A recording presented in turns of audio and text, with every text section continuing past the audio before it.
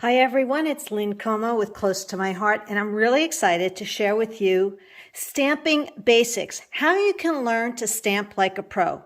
Before I show you stamping, let's just go over some of the basics that you should have on hand. If you actually have our core book, I'm looking at page 89, and basically you will find blocks, stamp cleaner, the chamois that we have, the spritz, black intense ink or inks we also use. There's also the Versamat, and I want to show you that. And a couple. When you're talking about our stamps, Close to My Heart stamps come in this clear envelope, which is really cool, so that you can just have everything organized. And it also comes, and I haven't even looked at this one yet. This is our new Cake Day card making stamp set with thin cuts. But you can see how clear our stamps are. They come on this sleeve. You can use this sleeve to stamping on, but I'm going to show you the tool that I prefer. And then some of them do come with thin cuts, so that's also in the same envelope. Inside the envelope is to get to know your thin cuts and caring for your stamps. So the information is here for you. I am actually going to show you this Cake Day scrapbooking stamp set because it has what I want to show as an outline stamp as well as solid stamps. And then I can show you first and second generation stamping. So this has really got a lot of great details, so I can just go over it in one set. So the one thing I want to talk to you about is you need to season your stamps before you even use them. What does seasoning mean? Seasoning is taking a stamp, carefully peeling it off the sheet. Now you don't want to really pull it because you could rip the stamp, so just take your time in rolling it off the sheet and making it work for you. Now another great tip is to always put it on a block that is the right size. First thing you do to season is to rub that against your skin and it gets a little bit of coating, okay? And that's what we want. We want to season this. As far as stamping, I love my Versamat. It's a self-healing craft mat. And then when you turn it over, it's a microfiber mat, perfect for stamping on. Scrap paper is your best friend. You should always test your stamping on scrap paper, and it will make a difference before you use it on your project. But there are some really little fine stamps on here, so I would use the 1x1 block for that. Even on this one, this is the party hat. I could also use the 1x1 block, and I can use the side of my blocks as well. When you're using something bigger, like this birthday bash cake, I'm going to carefully peel it off. See how it rolls off as I pull it? And I will use a 4x4 block on an angle. Now, our blocks come in lots of sizes, just so you can see here. But you really do want to pick the right size block. What happens is, and I'll just talk to you briefly about this, is if you put this on the bigger block, chances are when you ink it up, you're going to get ink all over the place, and then you get a little frustrated with your stamping. So over time, just try to collect the right size blocks, and I think you'll be happy with your stamping experience. I'm going to use a wild berry, and I'm going to go left, right, tap, tap, tap, and I'm going to stamp it on scrap. The more I practice with it, that's second generation, third, and sometimes you get quite a bit. Actually, they would make really cute patio steps. So left, right, tap, tap, tap to get rid of my swishy lines, and just try it again. The more you use it, the more you break your stamps in. Now, and then when it comes to cleaning, we have the chamois. So yes, they will get dirty, but you can wash them just with soap and water. And this is how you clean off your stamp. So you get 2 of them. You could spritz this if you feel that your stamps are pretty dirty. You know, you can use my acrylics stamp spritz cleaner, but I'm just using water on these. And you can clean your blocks with this as well.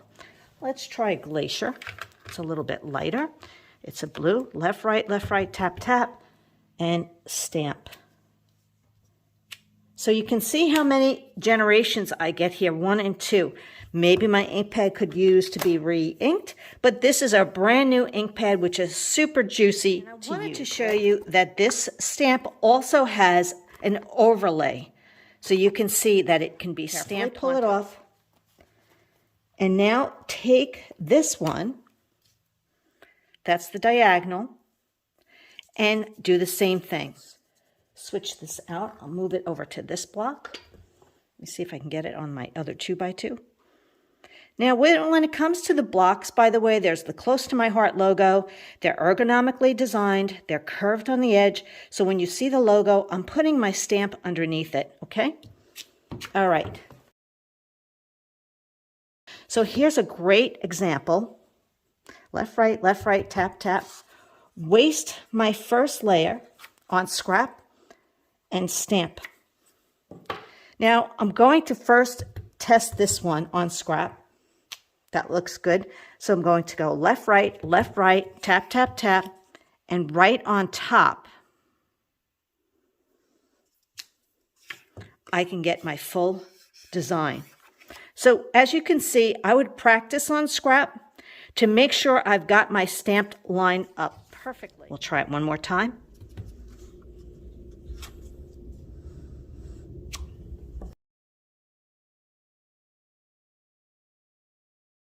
Now there's another way that you can use these stamps. So that is, you have a first and second generation. We could just stamp it as is. So you can see it's a little blotch right there. So I would redo that one. Straight up and down. I'm not rocking my stamp. It's just a straight up and down. And I have not used this one. So I'm going to ink it. I'm going to season it first. I'm going to practice on scrap. I'm just going to show you with a black bow pretty much so you can see it, how it would look. And I am kind of looking over, and you can see that we can go right over our image and get the look that we need. So that's another way that you can use your solid stamps when they mix and match like that. And then I'm going to clean my stamp. And I always like to put it right back on the sleeve.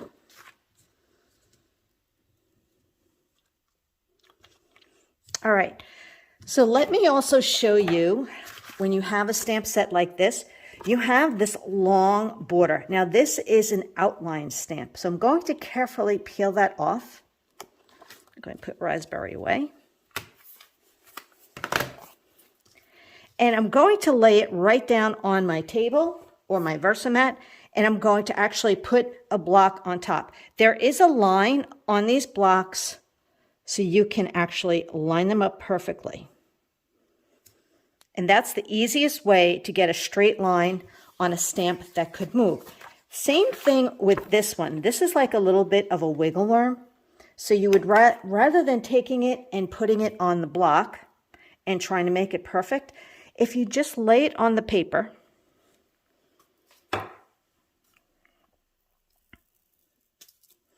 or the Versamat to its natural design and pick it up with the block, that's actually the best way to use it. I find that to be the easiest way. And there's actually one more I want to show you like that, because this one is really, really skinny. So when you have a skinny stamp, just try to let it fall to its natural design. Pick it up with your block, and we'll show you stamped.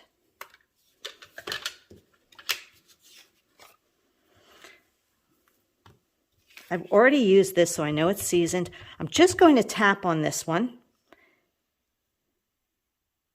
And you can see how you get a perfect impression by doing that. So this one right here. This is really cool because you can actually stamp this in your black ink, and then I will show you an example. And now when you have a long stamp like this, I would walk it across.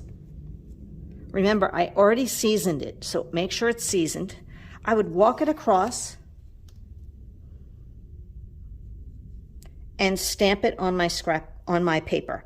Now, remember, I'm not rocking. I'm straight up and down. And then you have this image. Now, you can go ahead. Now, I use black intense because then you can use our markers, right? Our tri-blend. So you can use your markers to actually color it in. And when you use black intense ink, it doesn't bleed. So that's how cool that is. And that is just stamped on a 3/4 of an inch by 6 white daisy. So you have that really great look. You can see here, there's a pennant that works well. Now there's an outline and a solid. Let's go with lemonade.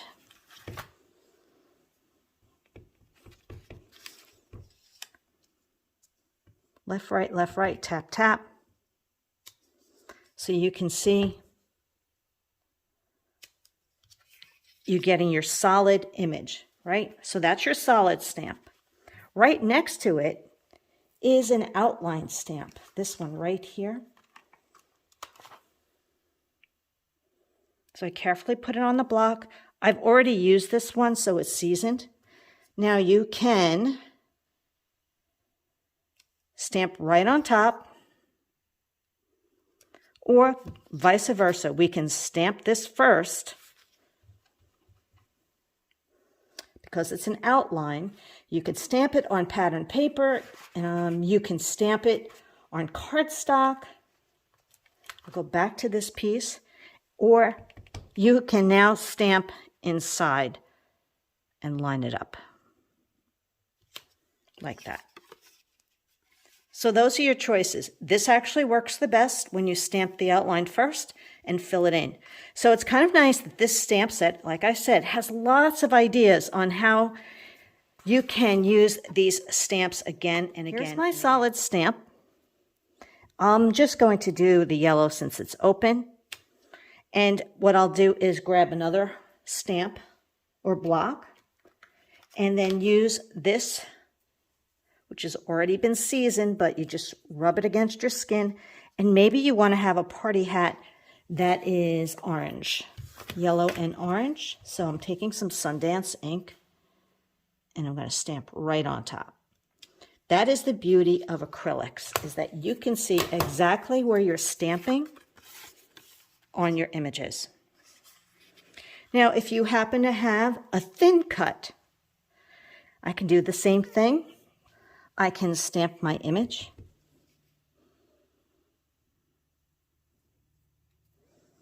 And then go over it.